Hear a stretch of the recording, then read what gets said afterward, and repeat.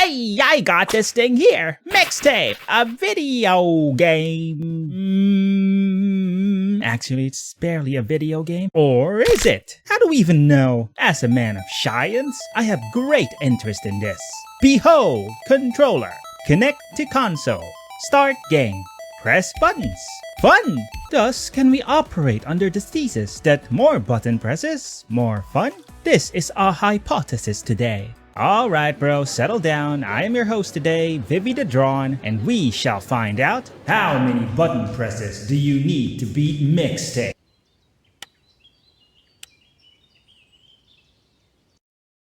Refund ending, 3 presses. Fine, I'll play the game. Jeez, cartoons can suffer too, you know. To be serious though, I am doing this so that we can equate just how much of a game this product is. The only rule of the challenge is I touch the controller as little as possible. Yes, as we're about to find out, this game can often just play itself. My initial assumption, we won't need more than 100 presses. So let's actually start the game, and I'll put a little counter here. The first section is a skating scene. The game is steering for us here, as you can see. I'm not doing anything. Even this hard left turn isn't my doing. Then we get prompts saying we can push or ollie and also do tricks. Let me tell you now, only the ollie is useful. And here's our first obstacle. This oncoming car. If we hit it, the game isn't over, but we can't progress if we don't go over this one. So first press, we ollie over it. Then we cruise for 3 minutes doing absolutely nothing until we run into this pole. And whether it's a car or a pole, same thing happens if we fail. The game just rewinds. So to get past this one, I do a little ollie tech bounce. You would think an aerial bump would be worse, right? And that's the first section done. 2 presses total. And next up is the secret handshake. Wait, what in the... I pressed B first. It's because I'm using an 8-bit toe controller, so my A and B buttons are swapped. But as it turns out, you don't even have to press all these in order. Aren't secret handshakes supposed to have a sequence? Otherwise, you'd confuse your friend. Whatever, that's plus 6 presses. And up next, we actually have to move. Do we count pushing the analog stick as a press? Nah, it's not a press. Moving is inconsequential. Yeah, not a press. You can't lose by just moving. Not in this game, at least. Okay, so I'm not gonna consider pushing the analog stick as a press. To progress here, we have to check at least one item in Stacy's room. 1 press to pick up, another to return. Then the cassette glows, 1 press on that to proceed to cassette winding. They spin it the wrong way, dude. Rewind it. Are you kidding me? Oh. After the rewind is the kissing scene. We have to watch this for 20 seconds before we can just press a button to proceed. Now let me tell you a story, but first I gotta, okay, better. As an actual human, I assume this can't last forever by itself because kissing requires effort. So, just to potentially save on a button press, I left this on for 30 minutes. It didn't stop. Don't do this. Don't do what I did. Save yourself some brain scarring. Alright, we're done with that. Next, examine this VCR to start a headbanging scene where we don't have to do anything. Nothing happens if we don't rock out. 0 presses for this scene. Although, this scene actually turns funny if you rock out as much as you can. Have a look.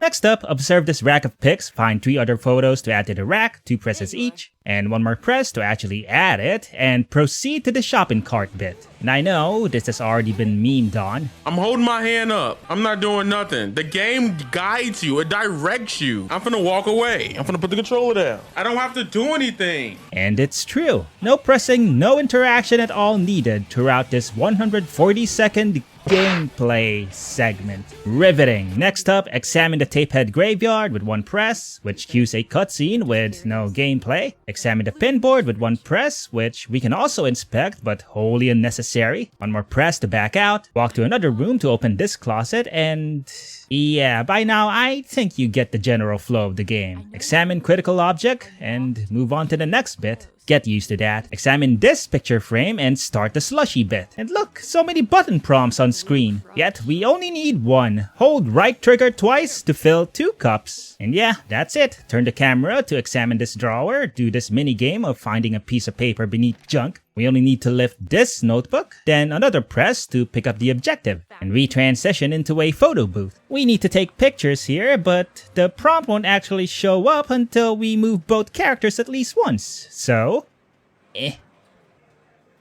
Okay, there we go. Then finish the scene by taking 8 pictures, 1 press each. Examine this clam and find the key, then open the closet, and this triggers a walking scene, only made engaging by 4 moments where we have to climb over stuff. Then we have the airwalk scene. You can jump, which, you guessed it, unnecessary. Even at the parts where you're supposed to jump, the game just does it for you. Haha, well, just out of curiosity though, I tried just walking straight the whole time, and I discovered 2 things. 1, this game has real heavy auto-correcting. This turn? Yeah, I'm not doing that. That's the game turning for me. And 2, you can't just go straight. You can actually get stuck in the geometry. Alright, moving on. Next is another skate scene, and a lot more complex. There's a lot more obstacles that'll block us. First, let's ollie over this pickup, and then we actually have to steer. I know steering only requires the left stick, but not steering here actually leads to a failure state, so I'll actually consider steering a press for this challenge. Ollie over one more car, and for the rest of the segment, we rely on the autocorrect to get us through. Like this sample, I am hitting a wall by doing nothing, but as you can see, with each rewind, the game actually adjusts my facing slightly until eventually I just pass it. This will happen a lot during the remaining skate sessions. Besides that, do one more steer towards the end and we move on to throwing rocks. You see all that stuff in the background? Stuff that you can throw stuff at? Yeah, we don't have to touch those at all. All we have to do here is wait for the character banter to stop and then throw a rock to proceed. And you can throw it anywhere, the game doesn't care. Do this 3 times and then you can press a button to leave the scene. 4 presses total here. Examine this trophy with 1 press to initiate the baseball scene. Stacy bats first and no pressing necessary here because after 5 strikes, the other girl takes over. Now we actually have to hit the ball. Now check this out. We can aim our swing, but can also just wait for the target to end up dead center. It has 9 spots total it can be on, so that's an 11% chance per pitch. Nothing happens when we miss too, so you can use as little effort as possible and still proceed, like I did. Once you hit 8 balls with 1 press each, you're done. Examine the detention slip in the bathroom with 1 press, then onto TPing a house. Yay, more riveting gameplay. We can throw, but we also don't have to. Just wait for the "that's enough" prompt to appear, 1 press, and move on. This is so good!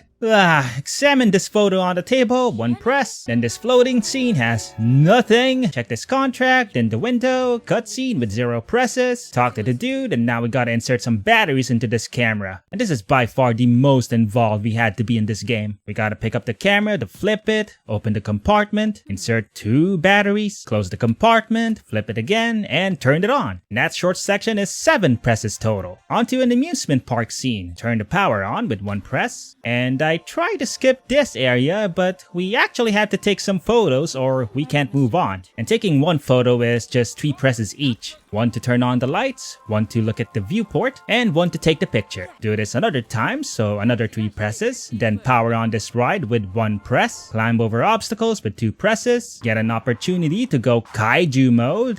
0 presses. 1 last picture besides a triceratops, and then we ride a brontosaurus somehow. And not gonna lie, this is a pretty cool view. But oh, try to guess. How many presses here? That's right, 0. But now for the last and definitely most complex skating section. The difference here is we can now blow stuff up. A button prompt says LTRT detonates, and this blows up the car in front of us, which we actually need to do. So I assume this means press both triggers at the same time. But no, you can just press 1. But no, that's not right either. You can actually press any of the shoulder buttons. Are we now just being lazy with our button prompts? Game. Anyway, steer past this next car. Hard steer to avoid this school bus, autocorrect through this garage, blow up 2 more cars in our way, 1 press each, steer here to avoid the fence to the left, autocorrect through the ramps, blow up the mall doors, steer here to avoid the pillar to the left, ollie here to pass the light post, then 2 last autocorrects through this sewer gate and an oncoming car. In total, 9 inputs. That's all the skating sections done, and next up are several mini games. Examine this paint set with 1 press, and now to paint the door. All you have to do here is paint a minimum area, and I find that painting upwards and to one side is just enough. 1 press to push the roller down, and 1 press to exit. Examine this couch, 1 press, and flashback to moving the couch around. The game says we can use both analog sticks to move the couch, but of course, I find that you only have to use 1. I finished this by having the girl do all the work. Then 1 button press to put it down. And with this, we've actually passed 100 presses. Now the only question is, how much higher will we go? Maybe 150? Maybe 200? Let's find out, cause we're almost done anyway. Examine this car with 1 press, and now a slingshot game. We have to hit all the bottles and cans, there's 13 of them in total, but you can actually ricochet the cans onto the bottles, hitting multiple targets with 1 shot. I didn't do this though, since we already passed 100. I'll be generous to the game and assume the minimum is 13 presses. And finally, examine the fire pit to start a leaf sweeping game. Remove all leaves from the circle. This one section in the game is the hardest to optimize, and I have to admit, I did not do so, because really it's not worth it. 22 presses total to finish this one. I don't want to do this again, this is boring. You went from 97 to 138. That last section added 41 presses. 12 more and we'll total 150. And we've got 20% more to go in the game, so surely we can reach it, right? Well, let me illustrate what most of the remaining 20% is like. Yeah, like that. Check the cassette player, that's 1 more press. Then examine the videotape on the bed to move on to the VHS store scene. Our character here moves drunk, but that actually makes him move forward automatically, if ever so slightly. What we have to do here is get 2 of these blue cases, 1 press to aim and 2 presses each to grab a case. Then over at the back, we grab just 1 yellow case, that's 3 presses. Then shimmy over to the cashier to conclude this one. Then we go to a side-scrolling section, auto side-scrolling section. Oh wait, no, it's auto-progressing side-scrolling section. We get prompts to slide and jump, but even if you do nothing, the game continues anyway. So yeah, another 0 press scene. We get some cutscene afterwards and onto driving with fireworks. Or supposed to be fireworks. Press to conduct fireworks. What happens if you don't? That's right. Nothing! 0 presses. Again, a 100% dud rate from those rockets. Hope you can get a refund. And as this scene was about to end, something happens. Something I assumed would happen, and I'm proven right. Our last interaction with the controller was at the VHS store. And as you just saw, the last several scenes required nothing of us. It's been like that for so long that my controller actually timed out. It shut off automatically, meaning it hasn't gotten any input in the last 15 minutes. And just to show I'm not lying, I actually replayed this section. Haha, replay, what a joke, right? I did it just to record this footage. As you can see right there, the green light turns off, signifying my controller timed out. You know, I am glad that my assumption was right, but I'm also sad at how pathetic this is. And it won't get any better. The next bit, a bit where we record the party, we don't have to press anything either. We just have to point our camera to points of interest. There's 13 of them in total. Yeah, you can grab beer, gesture with your hands, high-five people. All fluff. No stakes. You cannot lose. Actually, no. I lose. Automatically. Cause I'm playing this game. And then more prompts to conduct fireworks. And again, not required, so 0 presses again. Then we fly to the sky and the game says we can barrel roll. I press nothing and it does it for me anyway. And you know that I didn't press anything because if I did, the prompts would go away. But now we're at the final scene. And just before the game ends, just before the final prompt, my controller timed out again. Brilliant. Let's finish this challenge by walking forward a little bit and 2 final presses to trigger the ending. So we have our answer. Mixtape can be finished with 150 button presses. So now that we've done that, let's answer the question. Does that qualify this product as a video game? I'm not here to review Mixtape, I'm just here to entertain. The devs can do whatever they want, but this whole mess with Mixtape started when IGN gave it a 10 out of 10. I hate IGN reviews nowadays. They're so disconnected from what actual players value, but back on topic. You could argue that only 150 button presses to finish a 3-hour game is too little. That equates to 1 press every 72 seconds. That is abysmal. But instead, I argue 150 is actually too much. And it is 150 presses too much to be precise. It should be 0 presses. This did not need to be a video game. Compare this to other narrative-focused games like Life is Strange or Telltale's The Walking Dead. In those games, you have choices and they change future events. In Mixtape, you are hemmed in. There are no significant choices. You're just going for the ride. Your only choice is you can raise your hands and scream. You will end up in the same place regardless. At least it's over now. I can wipe this from my hard drive and never touch it again. Oh wait, what's this line here? Beethoven and Dinosaur would like to acknowledge the people as the traditional owners of the land on which— Go eat a dick!